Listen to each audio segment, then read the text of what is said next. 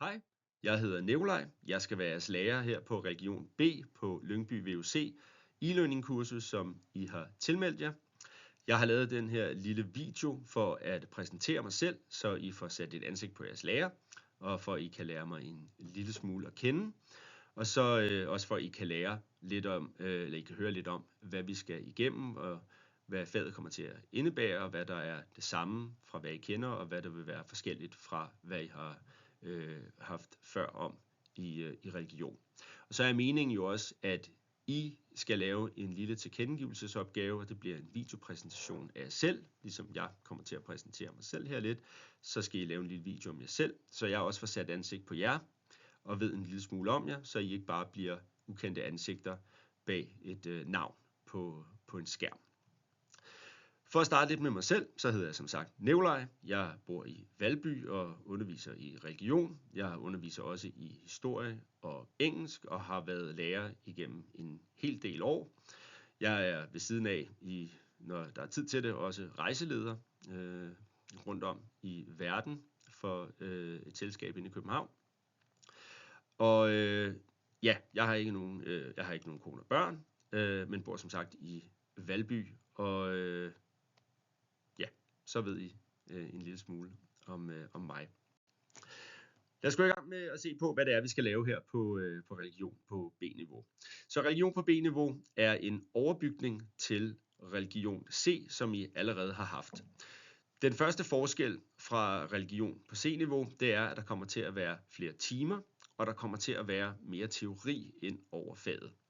Mange af temaerne kommer I dog til at kunne genkende fra C-niveauet.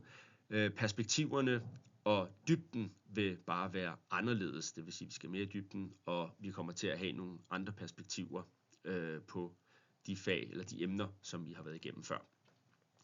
To andre væsentlige forskelle er også, at vi skal lave, for det første skal vi lave en værklæsning, altså vi skal læse et værk i forbindelse med et af emnerne, og det her værk, det læser vi i forbindelse med en ugeopgave. Så det bliver ligesom en af de almindelige ugeopgaver, men at det så bliver et værk, vi skal læse i forbindelse med en af de her religiøse temaer, vi skal igennem.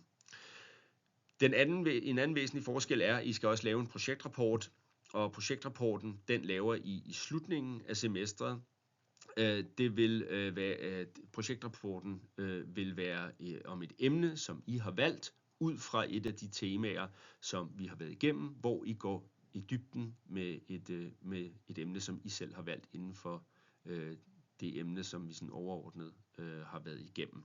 Så det er jeg selv, der vælger det. Projektrapporten indgår også som en del af den mundtlige eksamen, som afslutter faget, men det vender jeg tilbage til lige om lidt. Hvis vi kigger lidt på omfanget, så skal I regne med at sætte omkring 10-12 timer af til faget om ugen, altså hvor I skal arbejde med det her fag.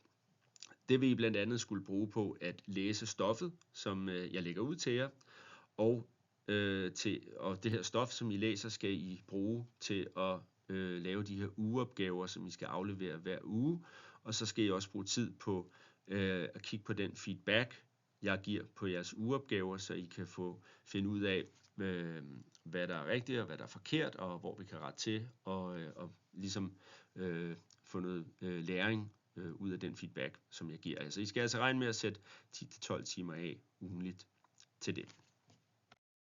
Hvis vi kigger på eksamen, så er der en mundtlig eksamen, der afslutter faget. I vælger i jeres projektrapport et emne, I gerne vil gå i dybden med, og så får I til eksamen nogle ukendte spørgsmål til jeres projektrapport, som I har afleveret.